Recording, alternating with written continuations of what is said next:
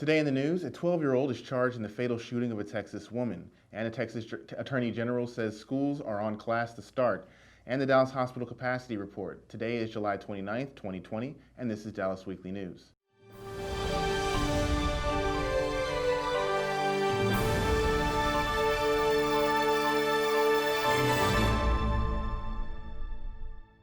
Hello, I'm your host Patrick Washington, and this is Dallas Weekly News.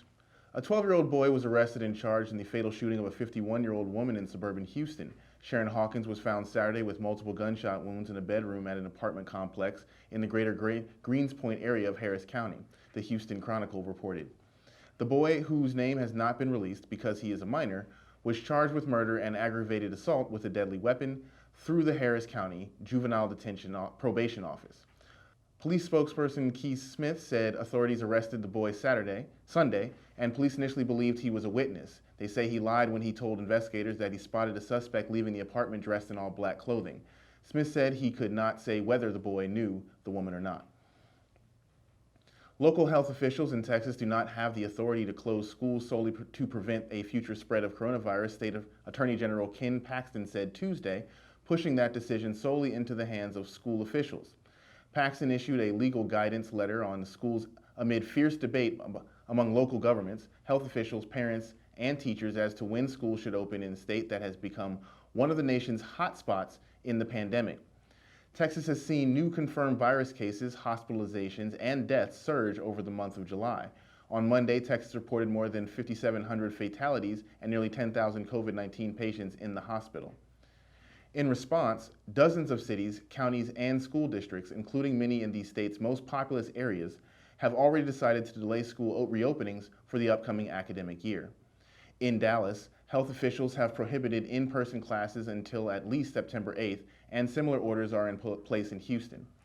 Paxton's letter sent them scrambling to check its impact on their decisions. Paxton, a Republican, said local health officials' authority is limited to addressing specific actual outbreaks of disease. He previously said local health orders closing schools didn't apply to private and religious schools. Republican Governor Greg Abbott, who toured South Texas areas hit by Hurricane Hannah, did not address Paxton's guidance directly when speaking with reporters in Corpus Christi. But he said school opening decisions are best left to local education officials with input from health authorities. The Texas State Teachers Association was sharply critical of Paxton's opinion. Abbott also went to the Rio Grande Valley, which remains one of the nation's worst hotspots for the virus and where the weekend storm made getting patients to treatment difficult. Starr County had more than 1,800 COVID-19 patients on Tuesday, with the most recent being as young as 5 years old. The county's only hospital, which has fewer than 50 beds and no intensive care unit, has been at capacity for weeks.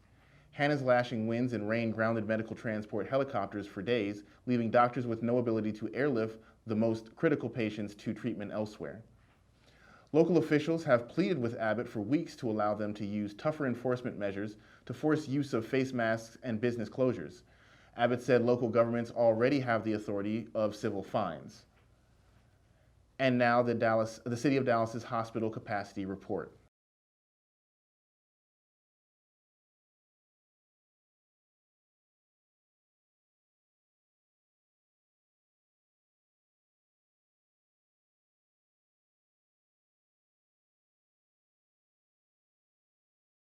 This has been Dallas Weekly News. I'm your host, Patrick Washington. You can find these and more stories on dallasweekly.com.